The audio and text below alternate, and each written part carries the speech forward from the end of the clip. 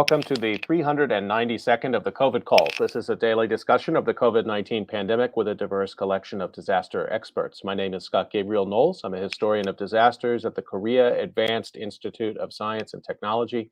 I'm coming to you live from Daejeon, South Korea. Today, I welcome KRISTIN UrquIZA, the founder of Marked by COVID, back to COVID Calls. Just a reminder, you can usually catch COVID Calls live on weekdays at 6 p.m. Eastern Time. Just go to the COVID Calls YouTube channel to watch. This is a special COVID Calls at 4:30 p.m. Eastern Time. You can hear COVID Calls anytime recorded as podcasts on Spotify, iTunes, Podbean, or anywhere you get podcasts. You can also keep up with COVID Calls via Twitter using the handle @US of Disaster or @COVID Calls.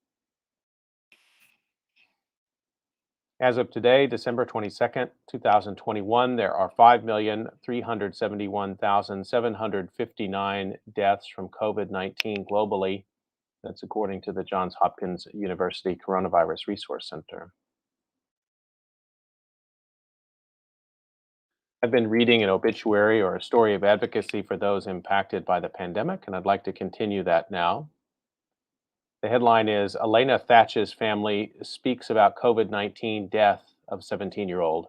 How is this possible? It was written by Sarah Gantz and appeared December 19th, 2021 in the Philadelphia Inquirer. Elena Thatch had so much left to do. A perpetually cheerful and optimistic person, 17-year-old Elena wanted to be a life coach so she could help other people be their best selves. She seemed to always have a cause, most recently safety at her school. She had been trying to start a petition to allow students at Philadelphia's only charter high school to eat lunch outside. Don't you think you'll be cold? Her aunt, Hien Yem, recalled asking her. Yeah, but we'll be safe, Elena replied. The high school senior died Monday of COVID-19, only days after first noticing symptoms and within weeks of her January appointment to get vaccinated. Elena's sudden and unexpected death has shaken her only school community, where friends and teachers remembered her in a memorial service as a force for good. Children are generally considered at lower risk for severe COVID-19, and many schools have suspended rules requiring students to quarantine after exposure if they are asymptomatic.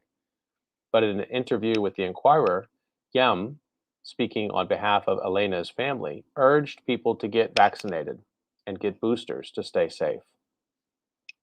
I want people to know it's not a hoax.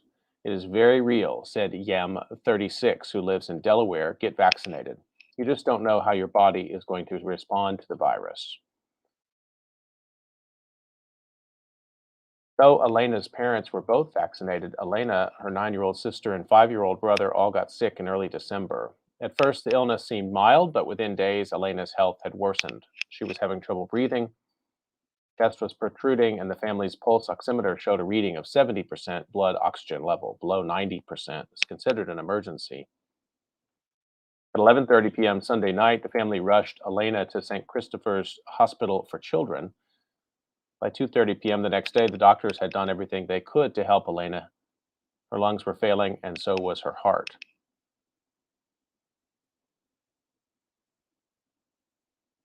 Her aunt, Hien Yem, said that my sister kept yelling, I don't understand. She was fine yesterday. She couldn't grasp it. I couldn't wrap my mind around it either, she said. How is that possible? There are no words to describe the loss of a child, especially so quickly and unexpectedly.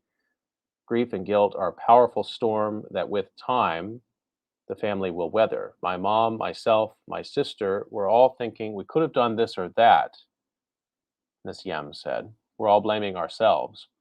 We're all working moms and trying to coordinate things around work schedules, school schedules. Elena was scheduled to get her vaccine at the same time as her 2 younger siblings, an approach that many busy families may consider to reduce the number of trips to the pharmacy and days caring for children feeling under the weather from possible vaccine side effects. Ms. Yem said she wanted to speak out about the importance of vaccination because it's what Elena, who always went out of her way to help others, would have wanted. I remember her as a baby, just randomly saying hi to people. She doesn't understand what strangers are to this day and never did, Ms. Yem said of her niece, who was like a daughter to her.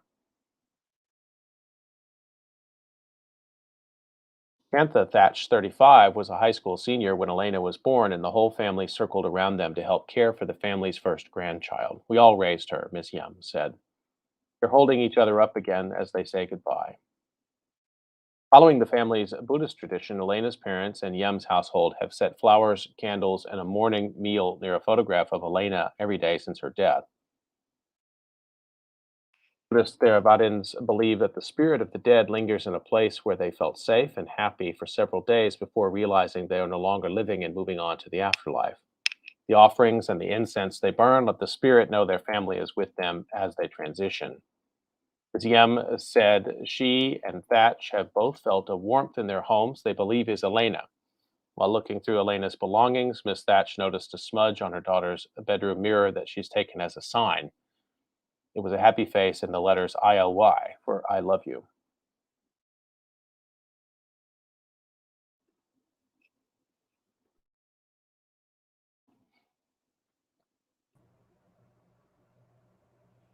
Okay, let me turn to my conversation for today. And I'm going to introduce KRISTIN Urquiza. She doesn't need any introduction really for anybody at this point, but I'm going to introduce her anyway, in case you're not familiar with her work. She's the co-founder and chief activist of the organization Marked by COVID. KRISTIN is a graduate of Yale University and Berkeley's Goldman School of Public Policy, where she has a Master of Public Affairs. She's an environmental advocate at Mighty Earth, where she works to hold corporations like Cargill accountable to their industrial agricultural practices that displace indigenous people from their lands and drive deforestation in places like the Amazon rainforest and beyond. Additionally, KRISTIN works closely with Liberation in a Generation, a group working to narrow the wealth gap between people of color and white families in the United States within a generation. She's also been a guest host of COVID Calls earlier in the fall, so you probably saw that. KRISTIN, it's great to bring you back to COVID Calls. How are you? Good. It's great to be here. I'm still just thinking about Elena and that opening line. She had so much left to do. That's resonant. Yeah, it's a startling story, and I, a lot of times those stories I almost cringe when I read them because somewhere buried in there is the paragraph where they say, I guess in newsrooms they feel like they have to say this, that most children don't have a severe case of COVID-19. I noticed early in the pandemic, those paragraphs were closer to the top. They bury them a little bit lower now. And I understand why they do that, but I don't like it. I want to hear about her. And I thought it was a really well-written piece, and we got to know the sense of her family. Absolutely. And her community, who she was as a person, and just also starting off with that line, you think about this young woman, not quite even an adult, but who's already thinking about ways to keep her community safe and, who she should have become. And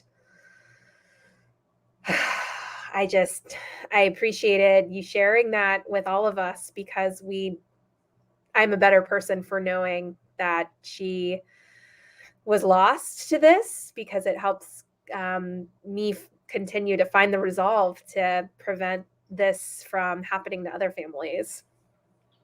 You spend a lot of time talking to families who are grieving. Um, your own family, I suppose, still going through a phase of grief. Your father passed away from COVID in 2020, Mark Anthony Urquiza. And is that something that people share a lot? This sense that there was a lot left to give. Because it's a different way of talking about loss. I mean, one is the suffering of a person, but the other is like the things you'll never know Mm-hmm. that might have been possible. Yeah, it is a sentiment and discussion that's often spoken about in our circles, and something that I have found really resonant as well is in particular the people who lost family members who were older, folks in their 80s or 90s, that can often be met with the response of, oh, they led a long life. And the people who they leave behind, they still had so much left to give. My great grandfather, he, was such an important role model to my child. These are the types of stories that I hear from family members, whether their loved one they lost was young or, towards the end of their life. And I think that really underscores just how valuable life is to family, to communities, and how everybody on this journey together, at this moment has value. And during this pandemic, it has, I feel as if I've been witnessing just so much underappreciation of the people that we have here, in our planet, are kind of turning a blind eye towards making sure people in schools are protected, to folks in nursing homes are protected. So yeah, it's a conversation of that's not talked about enough externally, and I think partially why it really spoke to me in Elena's story about what she had left to do that she was cheated of. When I get the chance to talk to family members who've lost someone to COVID or any disaster for that matter, I never hear them talk about the big numbers, the 806,000 dead in the United States, the 5 million plus dead around the world. They talk about their family member. They talk about what it meant to their community. That's how they're making sense of it. And I find it sometimes quite jarring when there are other people, and I think I'm one of those on the outside who sometimes Mhm. talks about the big numbers and the aggregate numbers, and I don't like to use them. I don't even like to talk about them. But it's at the same time, I always still struggle with this problem of like bringing to bear the enormity of this, Mhm. but also like, well, in a sense, like, what does that enormity mean? What it means is so many of these stories, like Mhm. Elena's or like your father's. I mean, as a person who works hard to communicate what this all means, how did I mean, I really see you in that way. I mean, you're a translator to a certain degree for the rest of us of what this means. How do you struggle with that problem of kind of the many numbers, but the individual story? I appreciate you bringing that up because I part of how I approach every single person in the Marked by COVID community, whether they've been around for a while or whether they've just come forward, is it's all about, for me, who they're mourning, who they lost. And I take note of asking, what their name was, where they grew up, what they liked, just those questions to try to get to know that person. And um, I think that's such an important part of this process that we're all going through, it is taking that abstract number that's too big for us to actually wrap our head around and tell the stories. And that's really how we got started, and something that I'm very proud to have done myself was, kind of first and foremost, put a line in the sand and say my dad's life mattered, and he should still be here, and here's who he was as a person. Here are the decisions he made because of the information that he had, and as a result, it cost him his life. And I don't think this should have happened to him nor anybody else. And part of what I guess I'm trying to get at is one of the things that I feel like I struggle with educating the broader public about, and in this sort of translation, is continuing to keep open space for the imperfect victims. Every single person whose life was lost from this, it's a tragedy. It is an absolute tragedy. Somebody passed away here in the US because they were unvaccinated and because they believed that the vaccine was going to do something terrible to them. They probably believed that because of disinformation. And they're a victim of disinformation. And that breaks my heart that we lost them. And so for me, what I try to do in order to help kind of weave that thread is to bring out that texture of what that life meant to the people who loved them. And um, there are nearly 1 million people here in the United States now whose stories need to be told, need to be held, need to be uplifted. And that's a really enormous project, but I think that it takes, each of us doing what we can to help shine the light on that individual story, that individual person whose life is no longer here. I've noted, and I wonder if you have throughout the year coming to a close now. I mean, what a roller coaster in terms of even just epidemiologically. And I think back to the spring and the sort of wave of euphoria that people who were vaccinated experienced, and then they imagined a summer, and I think many people did experience in the United States a summer that felt somehow like 2019 and not like 2020, and then going into resurgent Delta wave in the fall, and then the Omicron wave, and so I bring this up because at various junctures throughout the pandemic, there has been this sense that, oh, we get back to normal, that intense drive to normalization, and but that's not how the pandemic works. And so I wonder, have you found people seeking you out according to that and rediscovering marked by COVID? Because it feels like every time the sort of societal drive to forget gets mobilized, the pandemic then goes into another phase and gets worse, and there's another, wave of deaths, and then this memorialization conversation comes back again. It for you, it's every day, but I think for a lot of people who are not paying as close Yeah. attention, this same I guess what I'm asking is it's almost like I wonder if you've had to re-describe the need for this like four times now in the United States, it feels like. Yeah, no, that's absolutely right. The sort of ebb and flow of the pandemic, the chapters that we've lived through, has forced us to kind of take stock and figure out, as a community, one, how do we um, ensure that people know that we exist and that we are a community that it is here to support one another, but then also externally, how do we continue to make the case that our needs matter, and that what we're asking for is not only in the best interest of the people who are bereaved, but also for the country and world as a whole. And there have been moments where I have even questioned myself, like, is this needed? Because it does sometimes feel like we are screaming into the void.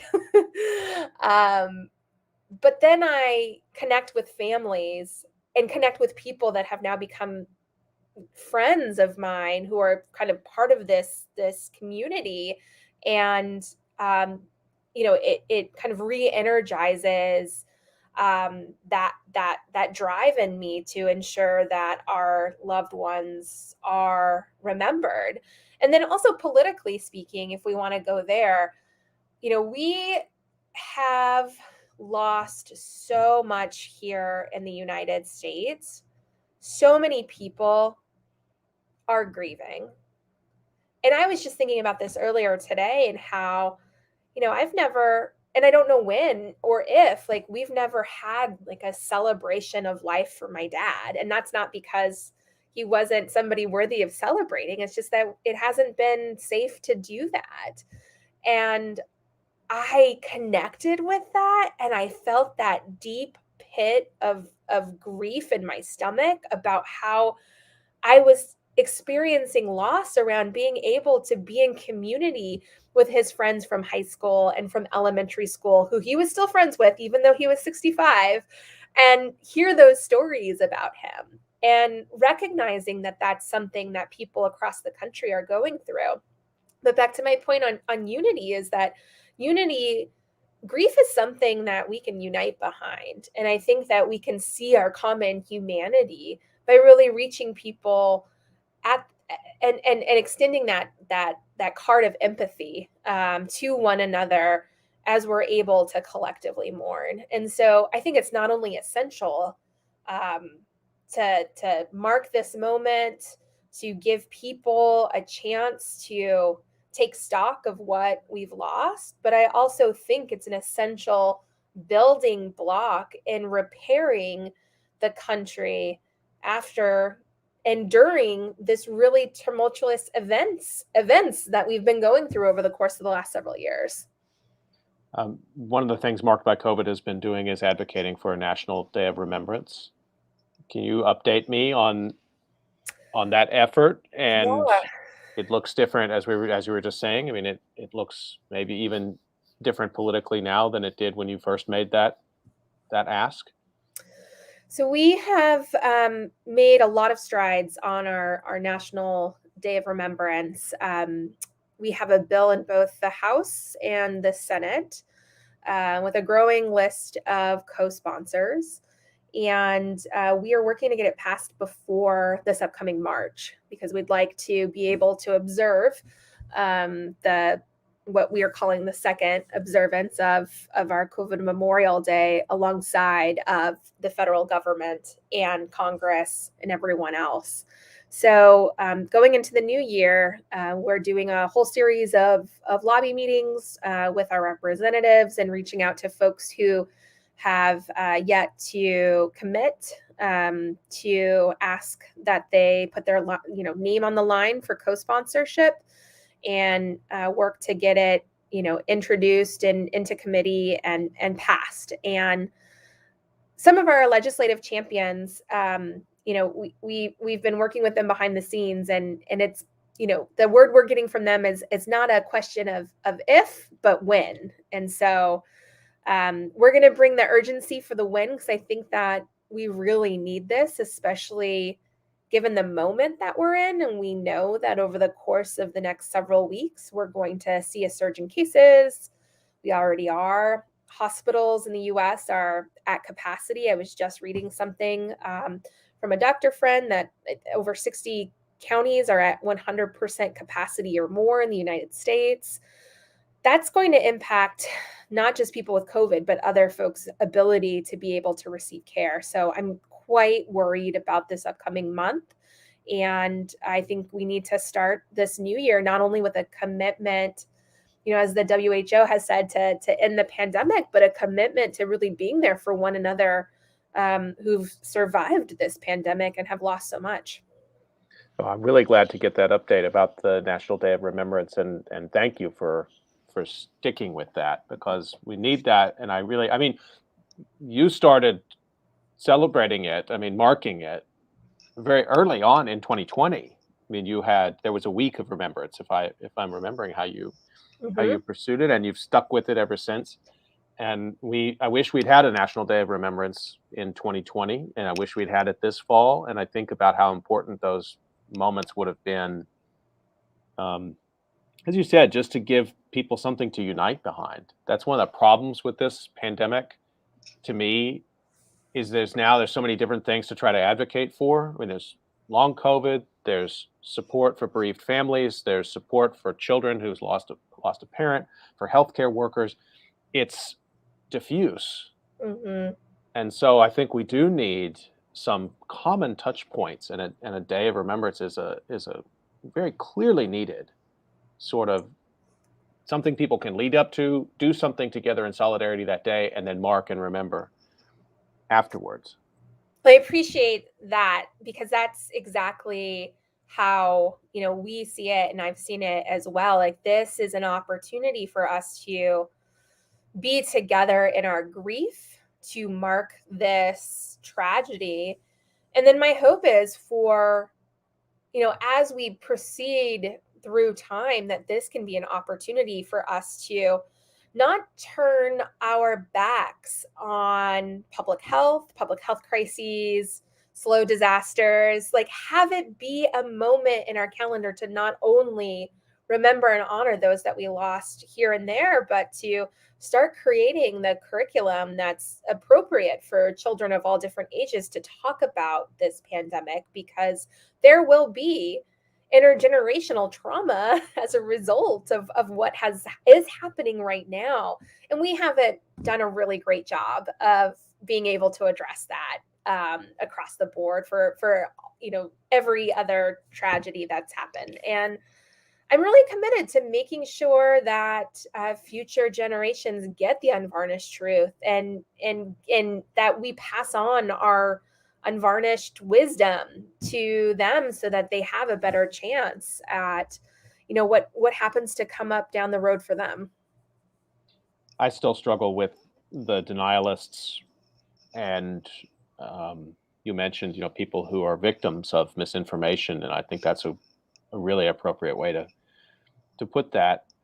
I try to sort of sometimes I say, okay, I know most people; those are the ones that make headlines, or they have their own social media platforms, and so they're out there. It's an industry, and they're getting paid to spread COVID denial.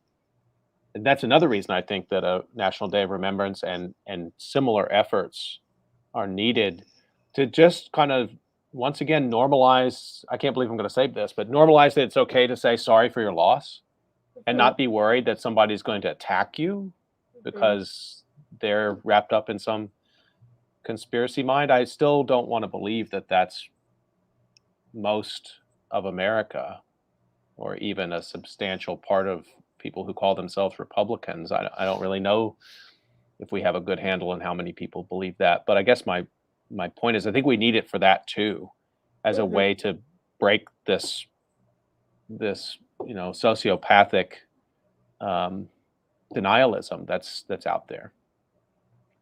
The revisionist history, has been paramount since day one. And my dad passed in June of 2020. And, the days and weeks following his death at this point are just sort of a whirlwind. And I didn't have a normal grief trajectory, even within the COVID community, because I decided to speak out and start Marked by COVID with my partner.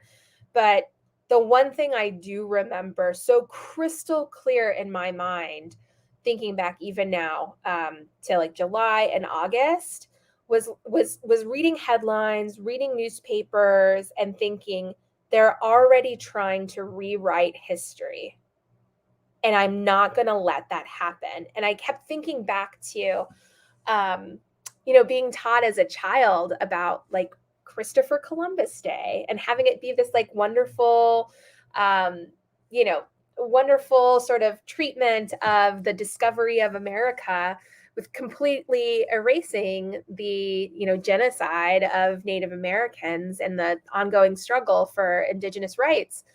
And I was like, oh my gosh, if we don't do something like a day of mourning that turns into something larger, am I going to be seeing, when I'm 70, 80 years old, people talking about this or not talking about this like we didn't talk about the 1918 pandemic?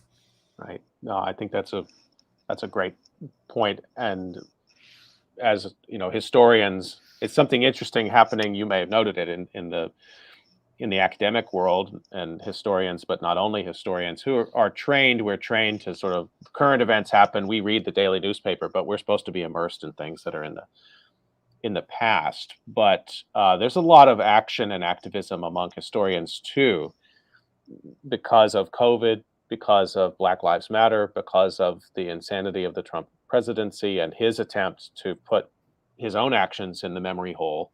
I think this is a moment where, just as you said, I think people inside and outside the historical profession and museum work as well, and archives, who are like, we can't sit around and let people literally rewrite this pandemic in the middle of it. And the urge to do that has been really strong, I think, and pretty scary to a lot of people.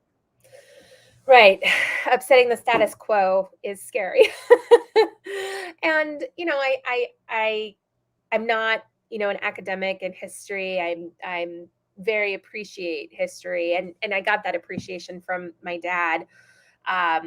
And but there is something, from my perspective as a person who is alive, who we together as a society are creating history with this every passing moment and are in the context of an unprecedented event.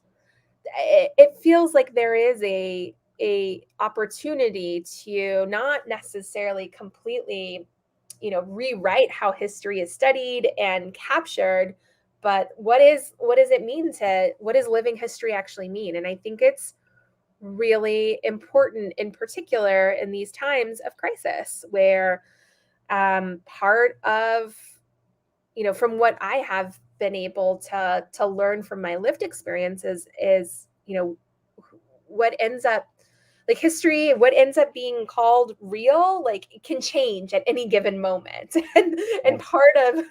part of, I don't know, winning, or part of, being able to come out on top, or however you want to, is to be able to control the narrative. And so much of the work that we've been doing at Marked by COVID has been helping to, or trying to help to really create space for a narrative that's about the impact of this virus on people's lives, what we've lost, what we stand to lose if we don't act.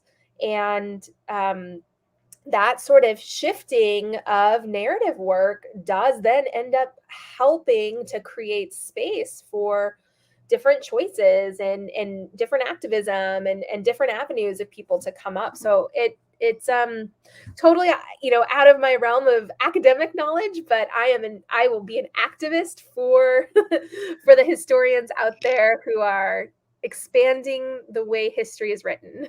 Well, and that's important to note, and also that I think I just want to make sure people know they can find your work at markedbycovid.com, and they should go there and see what you have been doing, and how they can get involved. And to kind of loops what we were just talking about back to our previous conversation about the National Remembrance Day, is that you have a lot of different initiatives ongoing, and it's sort of also you're a platform builder to other activist communities, so that people are not kind of working in isolation. It's what we were talking about a little bit earlier. I mean, the weight of this is enormous, and the feeling that you're alone and can get lonely in the middle of this, I think is really, it's dangerous. It's a way that activists, I think, get burned out, is that eventually they feel like they're just sort of like, am I the only person who cares about this? So go to Marked by COVID. I'm really encouraging everyone, particularly now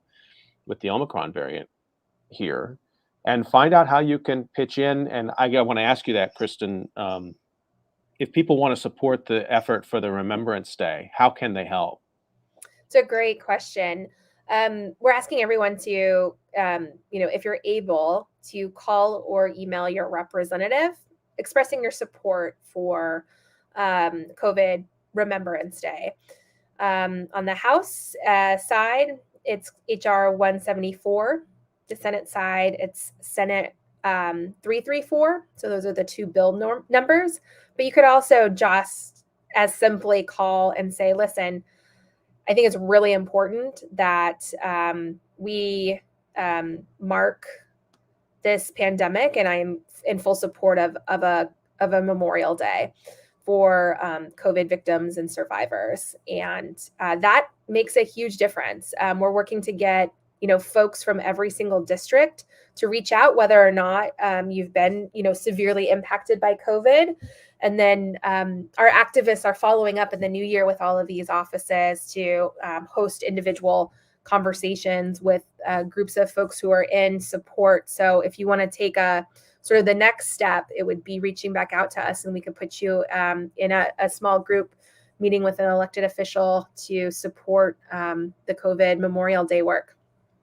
Let me just remind everybody that you're listening to COVID Calls, and I'm talking to KRISTIN URQUIZA today. And KRISTIN, I saw your name in the headlines again earlier this fall, not that long ago, when Mark Meadows, former chief of staff to Donald Trump's book, came out.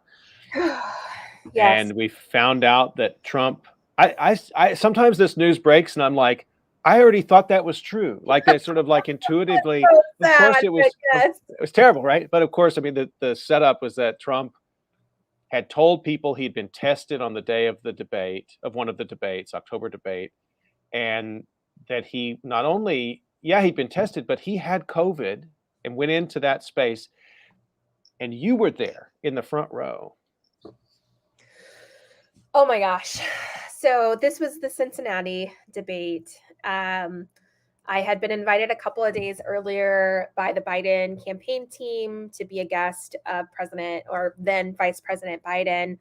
And it was a really big decision for me to say yes to because my dad had just passed from COVID, a couple of months before. I hadn't, been anywhere since we first entered into the pandemic in March.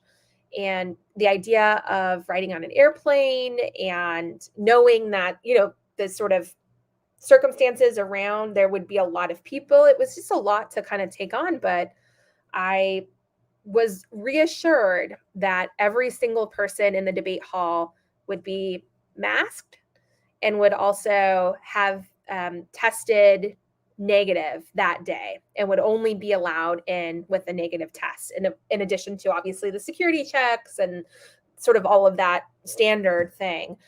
And so, I ended up saying yes, and to then learn that, to have this information come forward that not only was Trump positive after the debate, he was positive before the debate. It um it caused the hair on the back of my neck to stand up straight with rage and fury at the total disregard, once again, for human life that this man and his entire institution around him is just only concerned with himself and his own interests. And also just thinking about, oh great, now here's Mark Meadows, this like former chief of staff guy who's like written some book and is going to make a ton of money off of this, where people like have died. There has got to be somebody who's got sick from that entire family being in that debate room. There has got to be like and before and after that, I mean, I have talked to people who had family members that went to Trump rallies in Michigan and Minnesota who ended up dying as a result of that. And so yes, it's one of those things that it's like it shouldn't be a surprise. And I guess this means that like I have a soul, but every single detail that comes out to the like ridiculousness of the depths that administration went to just continues to cause me to convulse and also say this is why we need an investigation to fully understand the decisions when they were made, have it be an independent, nonpartisan, and be able to have the track record of what we knew and when we made decisions and why, so that families like mine have the answers that we've been asking for for almost 2 years now. Well, thank you for relating your experience to this. And, one part of that really, really strikes me too. Why should Mark Meadows be the guy who gets rich off of telling that story of Trump knowingly going into that room? And Mark Meadows knew about it too. He knew about it. He knew about his test. And so not only did he put the vice president at risk, and as well as everybody in that room, myself included, he didn't say anything about it. He did nothing about it until it became financially profitable for him to say something about it. And that's what makes me sick, because there are, as we have talked about, there are families who have lost a breadwinner who are having to move from their houses, who are struggling to make ends meet, who are living not just paycheck to paycheck, but on savings and everything else have an incoming call that they just don't have available. And yet here we are with Mark Meadows being able to just be like, oh yeah, and this happened like it was no big deal.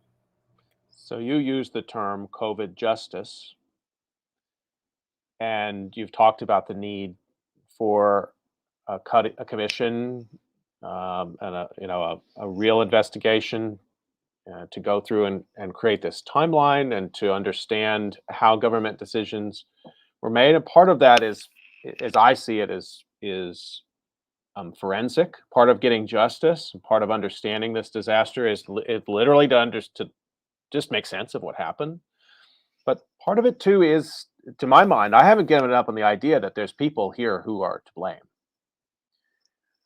I don't know what justice will look like, but I think that's, to me, an important part, ultimately, societally, of getting through grieving and getting back to a place where we can have some trust in each other and in our institutions.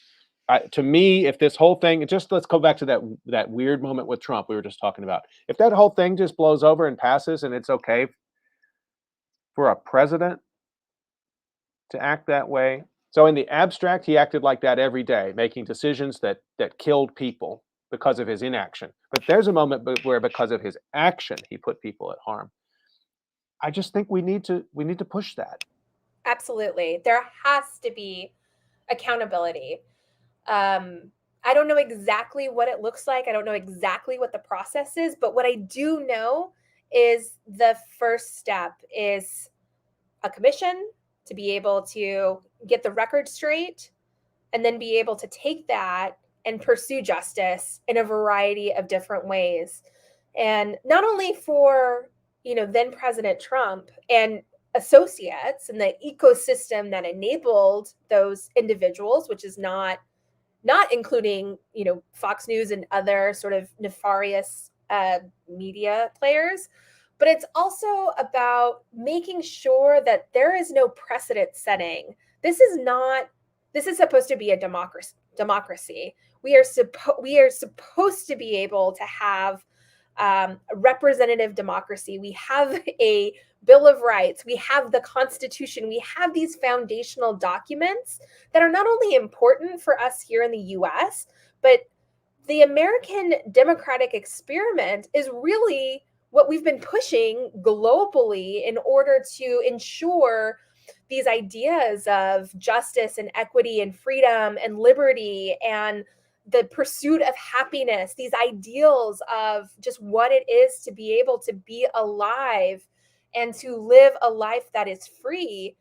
We cannot have anybody be above that. And for somebody like the former president of the United States to not only have inaction, but action that put people's lives in danger, put his opponent's life in danger, to not have consequences come from that, we will see more of it, unfortunately. And that is not only good for the United States, but it's terrible, for example, for people all around the world. And so I find it not only sort of a justice for myself and my family and everybody else who's been put in harm's way, but I find it as part of my duty as a person in this country to try and pass on something that I did my best to make better than how it was given to me. Well, you have a particular kind of moral authority in this situation. And so I just think that's why people need to rally around marked by COVID and rally around victims' family members. And you and I have talked about this before, it does put a lot of pressure on family, everybody has their own grieving process and their own timeline. And as you said, you had an unconventional grieving process because you did it very publicly in part, and then you also had to suspend part of it, I think, just because you've been so busy. But I guess my question to you is, like, what is your advice to people who have lost loved ones from COVID, or in that sort of circle of bereavement? May not have been a parent or a spouse; it might have been an aunt or an uncle or a sibling, but they want accountability too. Mm-hmm. What should they do? Because their voice is more powerful than my voice. It should be. It is. There's only so much that people who are in the sort of peripheral realm of supporters like myself can do. It's ultimately you and those who've had that lived experience who have the microphone and who should have it. Hmm.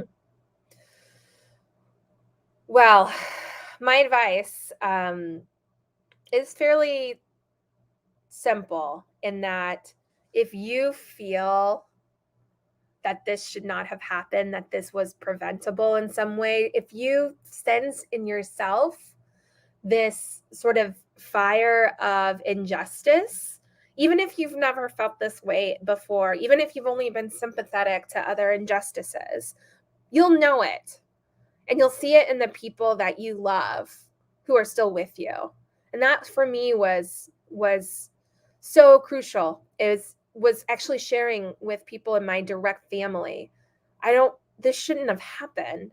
And seeing my uncles, the brothers of my father, my aunts, the sisters of my father, folks looking back at me, over the video calls and their voices on the phone saying, this shouldn't have happened to him. He had more time. That's exactly what they said. He had more time. We were robbed. He was robbed. If you find that within yourself and then the people around you, and you have the drive to make sure that that is heard and that is recognized, then reach out to others who have been in this terrible seat before. Because the community of folks like with Marked by COVID, we have folks who have been out there sharing their story from day one. And we have folks who are part of our community who are not ready to share their story publicly, but find so much community and support from people who've been in the same situation. And so my advice is starting with that respect of recognizing if that feeling of injustice is inside of you, honoring that, and then going back to that theme of loneliness. Really, it is very lonely to be grieving somebody during this time. But the single most effective thing that I have found, as well as others, is connecting with people who have lost loved ones. Almost up on my time today in my discussion with KRISTIN URQUIZA, the co-founder of Marked by COVID. And KRISTIN, I'm sure you've had to adapt your holiday traditions. I'm not sure what your traditions were when your father was still alive, but Christmas now, this will be the second one that you've gone through, Christmas and New Year's without him. How have you adapted this time of year? And I ask that in part, I ask that with great respect because just talking about family traditions is a powerful way of sharing, but also something you just said, which is you have a lot more people in your life now than you did before. It's not the way you would have wanted them probably to come into your life, but you're part of a big community. So, and everybody wants to be at the holidays. I'm sure you get a lot of emails and people reaching out and saying Merry Christmas and Happy New Year. I mean, it must be, I don't know how to even ask the question except just to wonder, how's your Christmas different now than it was in 2019? I feel like the holidays now are completely different and still shifting. And, we had within my nuclear family some, very specific traditions of how we would mark the Christmas and New Year's. And, I tried every single year to be home, in particular because Christmas is so important to my family. And I was home last year because I moved back to Arizona for a while to help my mom. But this year I was planning on going home for a few days and to be with her. But because of the new variant and my mom being over 65, though fully vaccinated and boosted, she is in a more vulnerable class, and I don't want anything to happen to her. So we have switched our plans and are not going to be meeting up right now. But to that point of like, how are we trying to make lemonade out of this pile of lemons? I have been connecting a lot with people individually that I have met over the course of the last year. And last year on New Year's Eve, I was by myself, and I spent the entire day on Zoom calls, just one Zoom call where people from the community jumped in. Yeah. And I realized at the end of the day that like I had spent the entire day with people that I didn't know 6 months prior. Wow. And I anticipate doing something similar this New Year's. I just want to remind everybody you've been listening to COVID Calls, and you can usually catch COVID Calls at 6 p.m. Eastern Time. This is a special COVID Calls that we had at 4:30 p.m. Eastern Time. And I want to thank you, Kristen, for coming on and talking. It's always great to speak with you, and I always learn.